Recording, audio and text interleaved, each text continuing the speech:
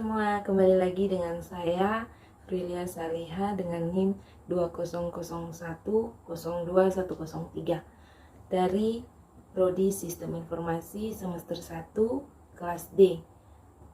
Di sini saya akan membahas mengenai sistem operasi. Nah, pasti kalian pengen tahu kan apa itu sistem operasi, apa saja fungsi dari sistem operasi, dan jenis-jenis sistem operasi. Yang pertama, apa itu sistem operasi? Sistem operasi atau biasanya disingkat OS adalah sistem software yang melakukan kontrol manajemen perangkat keras dan fungsi dasar sistem di dalam komputer. Sistem operasi atau OS ini bekerja untuk menjalankan perangkat lunak seperti aplikasi atau program yang terinstal di dalamnya. Melalui sistem operasi, sebuah komputer bisa dijalankan oleh manusia. Secara umum, sistem operasi adalah software pertama yang diinstal pada memori komputer setelah booting.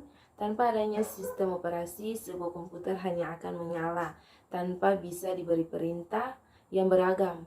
Contohnya, kita membeli laptop yang belum diinstal OS. Hal ini bisa dilakukan hanyalah menghidupkan dan mematikan laptop saja. Yang kedua, fungsi sistem operasi. Fungsi sistem operasi yang pertama yaitu manajemen sumber daya komputer. Sistem operasi dapat mengatur waktu sebuah aplikasi yang dijalankan, membagi penggunaan CPU saat aplikasi berjalan bersamaan, dan memberi akses pada disk lainnya. Fungsi yang kedua yaitu tampilan antarmuka atau interface, yaitu memberikan tampilan antarmuka yang mudah untuk dipahami sehingga kita tidak perlu memasukkan perintah yang rumit untuk menjalankan hardware atau software di komputer. Fungsi yang ketiga yaitu koordinasi. Sistem operasi akan mengatur seluruh kegiatan yang kompleks dari berbagai perangkat lunak di dalamnya agar berjalan sesuai dengan urutan yang tepat. Dan fungsi yang keempat yaitu pelindung file. Sebuah file sistem yang mengalami kerusakan atau hilang dapat dipastikan bahwa komputer tersebut tidak akan berjalan dengan baik. Begitu juga aplikasi. Jika ada file yang error, aplikasi tersebut tidak berjalan normal. OS melindungi file-file tersebut dengan membatasi akses dan melakukan perubahan. Yang terakhir yaitu penerjemah. Sistem operasi bisa dikatakan sebagai penghubung antara komputer dan manusia. Komputer beroperasi dengan bahasa pemrograman yang sangat rumit. OS hadir sebagai penerjemahan sehingga pengguna dapat mengoperasikan komputer dengan mudah. Yang ketiga ada jenis-jenis sistem operasi. Yang pertama sistem operasi untuk desktop dan yang kedua sistem operasi untuk mobile. Yang kita lihat yang pertama sistem operasi untuk desktop. Yang pertama Microsoft DOS. Microsoft DOS merupakan generasi pertama sistem operasi besutan Microsoft. OS ini banyak digunakan oleh komputer dari IBM PC dan dirilis pada tahun 1981.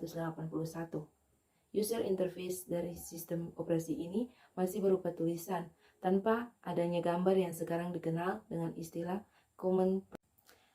Yang kedua ada Windows. OS Windows adalah penerus dari Microsoft DOS dengan tampilan yang sudah memiliki gambar atau GUI. Dengan adanya tampilan grafik tersebut, pengguna akan jauh lebih mudah dalam mengoperasikan komputer.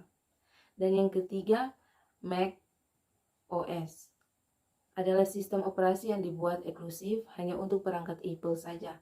Mulai dikembangkan pada tahun 1984 untuk proyek bernama LISA yang tidak lain adalah nama putri kandung pendiri Apple, Steve Jobs. Sama seperti Windows, Mac juga telah mengeluarkan beberapa versi hingga saat ini. Yang keempat, Linux merupakan sistem operasi yang bersifat open atau terbuka, artinya pengguna bebas untuk mengembangkan sistem operasi ini sesuai dengan kebutuhannya. Tentu hal ini menjadi favorit bagi para pengembang mandiri, karena dengan Linux mereka bisa mengubah, menambah, atau mengurangi sistem di dalamnya. Dan yang terakhir, Unix. Hampir sama dengan sistem operasi pada DOS, OS ini merupakan OS lawas, memiliki beberapa versi yang sempat dirilis di publik secara gratis. OS ini juga terbilang cukup aman dan susah terkena virus.